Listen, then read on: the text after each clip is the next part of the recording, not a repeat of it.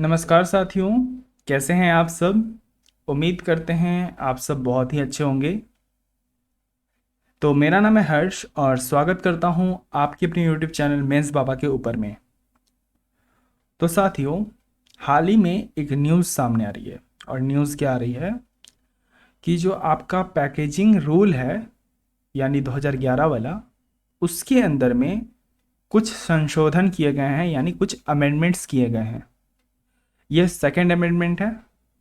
पहला अमेंडमेंट में क्या क्या था वो भी बता दूंगा और सेकंड अमेंडमेंट में क्या क्या अमेंडमेंट किए गए ये भी बता दूंगा। पर मैं उससे पहले चाहता हूँ वीडियो को लाइक कर दीजिए, चैनल को सब्सक्राइब कर दीजिए और शेयर कर दीजिए अपने सारे दोस्तों के साथ।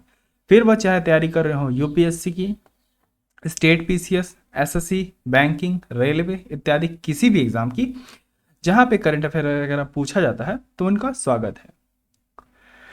साथियों, इसको समझने से पहले एक बात समझिए। आप क्या करते थे पहले जब सामान लेने जाते थे तो उसके अंदर, जैसे मान के चलिए आपको मोबाइल फ़ोन लेने गए, तो मोबाइल फ़ोन लेने गए तो उसके डब्बे के पीछे जो भी स्पेसिफिकेशन लिखे रहते थे, जैसे कैमरा इतना है, रैम इतना है, इसमें ये वाला एमोलेड स्क्रीन लगा हुआ है, या जो भी जितनी भी मतलब 4-5 इंफॉर्मेशन जो एकदम बेसिक इंफॉर्मेशन होती थी प्रोडक्ट की, उसके बारे में दिया रहता था। लेकिन मेरा क्या है, कंज्यूमर प्रोटेक्शन एक्ट के थ्रू मेरे पास क्या है, राइट्स है, यानी राइट टू इंफॉर्मेशन।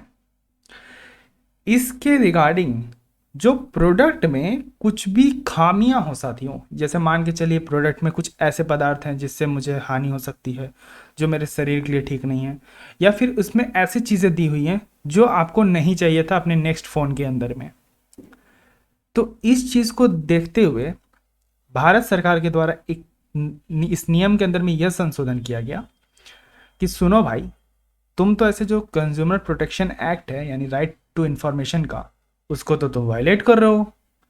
क्या किया जाए साहब। तो कंपनी वालों ने बोला कि इतनी तो जगह नहीं है डब्बे के पीछे में कि सारी चीज़ें लिख सकूं।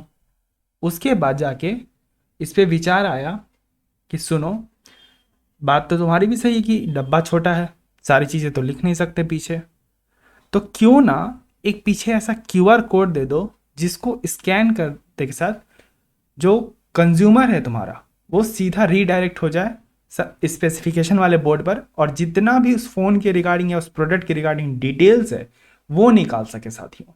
जी हाँ, जो क्यूआर कोड आप बेसिकली स्कैन करते हैं पेमेंट करने के दौरान, जिन्होंने ऑनलाइन पेमेंट कर रखी होगी या बहुत तरह से क्यूआर कोड का इस्तेमाल किया होगा, उस डब्बे के पीछे आप उस क्यूआर कोड को लगाइए, जिसके कारण जो प्रोडक्ट का पूरा इंफॉर्मेशन है यानी कंज्यूमर प्रोटेक्शन एक्ट के तहत जिसमें यह दिया गया है कि कंज्यूमर को पूरा हक है उस प्रोडक्ट के बारे में जानने का, तो उस चीज की साथियों कंफर्मेशन ले सके।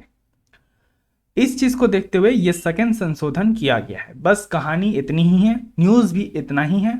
अब आइए डिटेल में जानते हैं आपके साथ मैंने क्या कहा।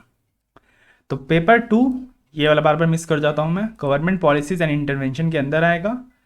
तो आप देख सकते हैं अखबार में भी आया हुआ था, 16 जुलाई की न्यूज़ है। तो डिपार्टमेंट ऑफ कंज्यूमर अफेयरेंस के द्वारा जो आपका लीगल मेट्रोलॉजी है, पैकेजिंग कमोडिटीज़ यानी एक तरह का पैकेजिंग रूल्स है, उसके अंदर में सेकंड अमेंडमेंट किया गया है। 2022 का एक तरह का सेकंड अमेंडमेंट रूल हो चुका है ये। इसके अंदर ये कहा गया है कि जो भी इलेक्ट्रॉनिक प्रोडक्ट्स है साथियों, जितने भी गैजेट वाले सामान आप मंगाते हो, उसके अंदर मैंडेटरी है क्यूआर कोड का लगाना। ओके, और ये पैकेजिंग हर एक साल होनी चाहिए। अगर कुछ भी चेंज होता है तो उस पैकेजिंग में भी वो चेंजेस दिखने चाहिए, ना कि ऐसा ना हो कि आपने एक साल वाला क्यूआर कोड बहुत, जब तक आपका प्रोडक्ट बिक रहा तब तक आपने उसी को यूज़ किया और अपने प्रोडक्ट में कुछ कुछ चेंज कर दिए। नहीं, आप ऐसा नहीं कर सकते। अगर आपका प्रोडक्ट चेंज होता है तो उस केस में अगर आपने कुछ भी उसमें चेंज किया, चाहे स्पेसिफिकेशन चेंज किया, चाहे रैम बढ़ाया, चाहे आपने स्क्रीन चेंज किया, कुछ भी ऐड किया, कैमरा बढ़ाया, कैमरा घटाया, उन सब चीज़ों के बारे में इंफॉर्मेशन होनी चाहिए उस क्यूआर कोड के अंदर। तो अमेंडमेंट में साथियों कुछ नहीं है, अमेंडमेंट में यही है कि आपको क्यूआर कोड लगाना मैंडेटरी हो गया है। उसके बाद उस क्यूआर कोड में डिस्क्रिप्टिव एक तरह का इंफॉर्मेशन होना चाहिए पूरे तरीके से, हर उस प्रोडक्ट का A to Z उसके अंदर में होना चाहिए, चाहे वो आप PDF फॉर्म में दीजिए, चाहे वो वेबसाइट पे डालिए, जहाँ डालिए, लेकिन प्रोडक्ट का पूरा इंफॉर्मेशन होना चाहिए। उसके बाद जहाँ हम डिजिटल एरा की बात करते हैं साथियों, वहाँ पे QR कोड से हम हेल्प ले सकते हैं। जैसे उस QR कोड को स्कैन करने बाद कंज्यूमर क्या देख सकते हैं एड्रेस ऑफ मैन्युफैक्चर। मुझे अगर चाइना का माल नहीं लेना तो मैं कैसे जानूंगा, अगर डब्बे पे नहीं लिखा है चाइना का माल नहीं ले, ये चाइना का फ़ोन है, तो मैं कैसे जानूंगा ये चीज़। अगर वहाँ नहीं बताया गया, मैं घर लेके आ गया और जब मैंने घर में आया तब मुझे पता चला मैंने तो चाइना का मोबाइल खरीद के आ गया और मैं ठहरा चाइना विरोधी। तो इस केस में आप अपना फ़ोन बिकवाने के चक्कर में कंज्यूमर को मिथ में रखते हो, और उस मिथ में सरकार नहीं चाहती कि अब कंज्यूमर रहें, कंज्यूमर को पूरा तरीके से हक हो कि उन्हें राइट टू चूज है, उनके पास राइट टू इंफॉर्मेशन है। इस तरह के रूल्स को आप सीधा सीधा वायलेट करते हो। तो इस वायलेशन से बचाने के लिए सरकार ने ये संशोधन किए हैं। अब आपको दिख रहा है कि जागो ग्राहक जागो, उसमें एक जागृति देवी को लाया गया है, ये वर्चुअल है, एक तरह का मास्कोट चलाया गया है, जिसमें बताया गया कि कंज्यूमर अफेयरेंस के थ्रू कंज्यूमर का क्या हक है, इस चीज के बारे में लोगों को अवेयर करेंगी जागृति जी। तो ये कहा गया है कि जो आपका पहला अमेंडमेंट था 2011 वाला, उसके अंदर तो 2013 में इसका अमेंडमेंट किया गया था, रूल आपका 2011 वाला है। तो 2013 का जो अमेंडमेंट है वो तो आप फॉलो करोगे, लेकिन दूसरी बात, आप अभी वाला भी अमेंडमेंट फॉलो करोगे जो सरकार के द्वारा 16 जुलाई को किया गया। तो पहला वाला में क्या साथियों, पहला वाला में था नेम एड्रेस ऑफ मैन्युफैक्चरर, ये सब आप प्रोडक्ट के अंदर लिखते थे। लेकिन अब मान के चलो साथियों, मैं गया मोबाइल लेने, मुझे तो बोला नहीं, मोबाइल खोल के आप देख सकते हो, मैं कैसे जानूं ये मोबाइल मेरे लिए सही है कि नहीं। तो उस QR कोड से हम स्कैन करके ये जान सकें, एक मिनट तो उस QR कोड से साथियों हम स्कैन करके ये बात जान सके कि वो प्रोडक्ट हमारे लिए सही है या फिर गलत। जैसे कि मैं एक उदाहरण देना चाहता हूँ, मेरा एक मित्र है, उसे मतलब ये पता ही नहीं था कि अगर कोई फ़ोन में प्रो लिखा है और कोई फ़ोन में प्रो नहीं लिखा है तो उसमें कोई डिफरेंस है। तो इस चीज़ के कारण वो समझ ही नहीं पाता था कि प्रो में क्या डिफरेंस है और नॉर्मल वाले में क्या डिफरेंस है। तो इस तरह से एक तो उसका हक ही एक तरह से वायलेट हुआ। तो उस चीज़ को ध्यान में रखते हुए सरकार ने देखा कि ऐसे कंज्यूमर के जो एक तरह से कंज्यूमर का जो हक है वो वायलेट हो रहा है।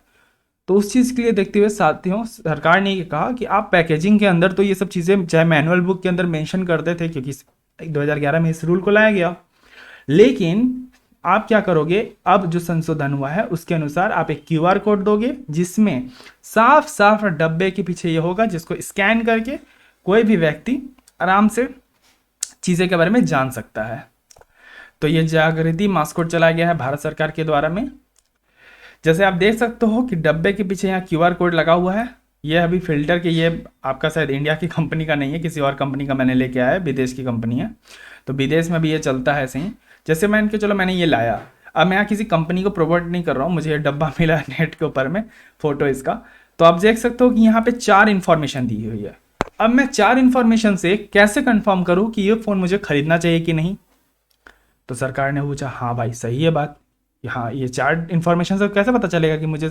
अब मान के चलो इसमें दिया हुआ है कि आपका बैटरी इतना है, लेकिन मुझे ये नहीं पता है कि इस फ़ोन में डिस्प्ले कौन सा है। ओके, तो कहीं ना कहीं कंज्यूमर के जो हित है उसको कहीं ना कहीं वायलेट हो रहा है। इसीलिए सरकार ने कहा कि सुनो भाई, तुम्हें कुछ नहीं करना अपने डब्बे के पीछे में, बस एक प्यारा सा QR कोड लगा देना है इस तरह।